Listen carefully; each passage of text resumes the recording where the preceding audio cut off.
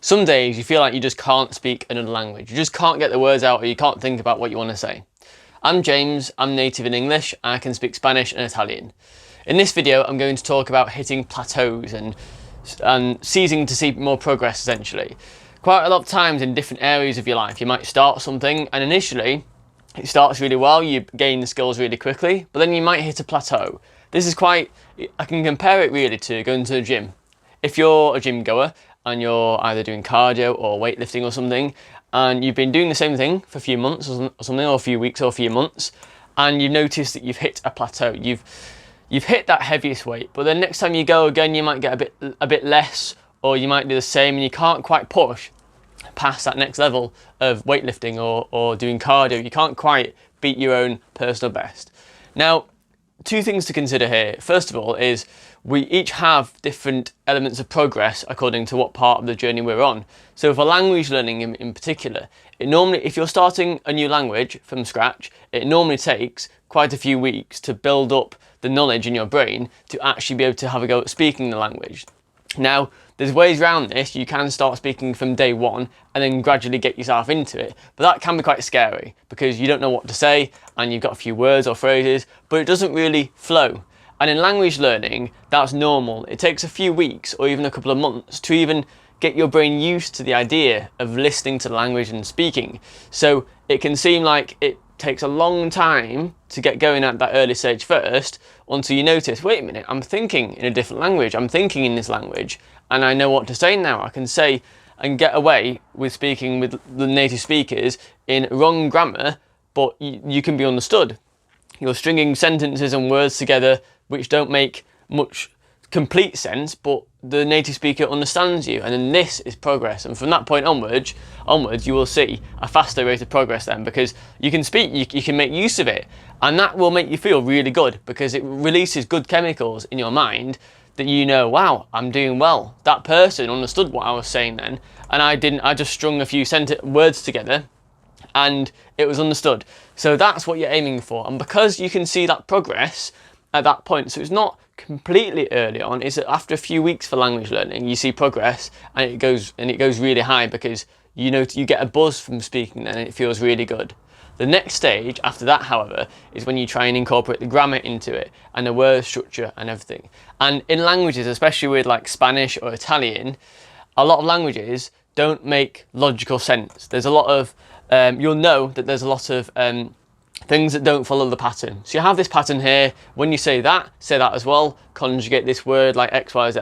But there's a lot of exceptions you'll hear people talk about when you speak to a language teacher. There's a lot of exceptions and things that you just have to learn. And we have them in English too, the way we pronounce things and the grammar that we have. So it's in a lot of languages, but you have to understand that that's absolutely normal. So what you can do to get past this, so the feeling you'll be experiencing at that point is you might do a language lesson, or you might practice with a native speaker, and you've been doing that for a few weeks, but then you've not really noticed any progression in your rate of speech, in your conversation flow, or in your vocabulary.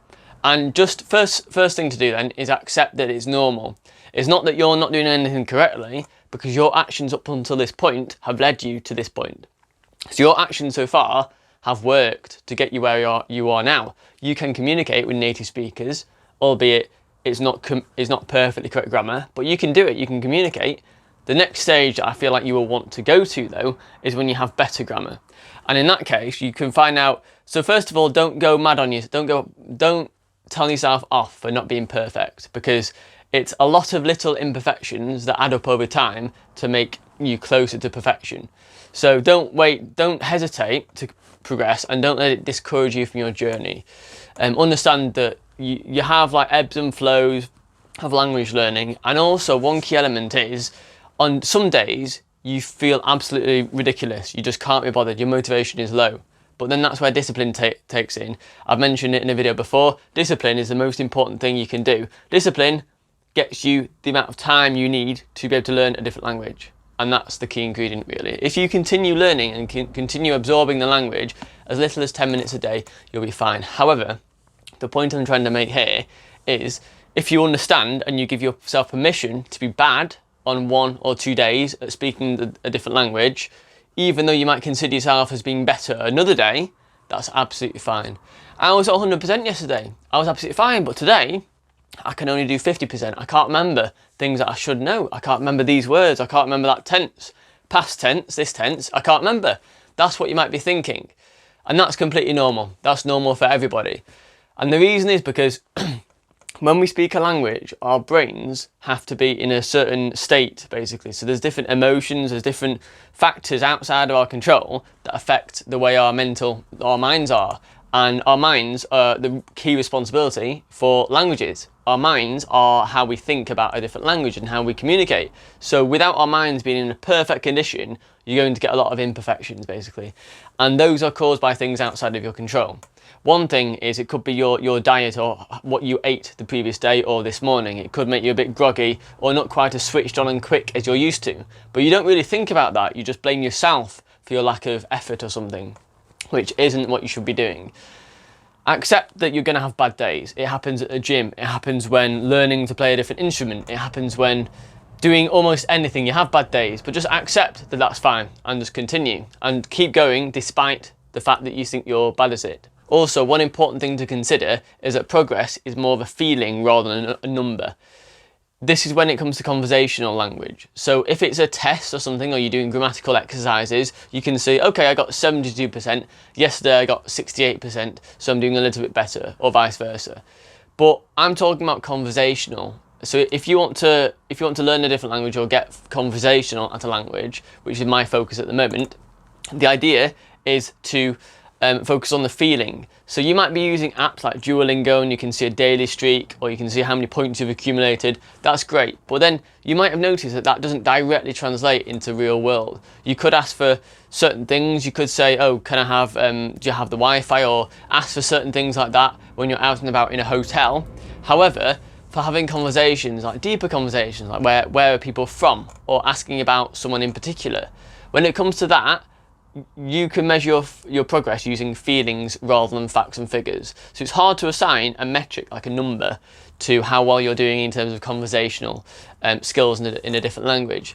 With that being said, normally when I'm practicing my Italian or Spanish, I feel how it is. And if I feel good after the session, I feel like, so how would I define good? So I'd say good is when I've come up with an abstract idea, I'm talking with somebody and have an idea for something in my head. I'm thinking, oh, I want to share a story of my last holiday or something that I want to share with them, but I want to do it completely in Italian or in Spanish, whatever languages I'm practicing.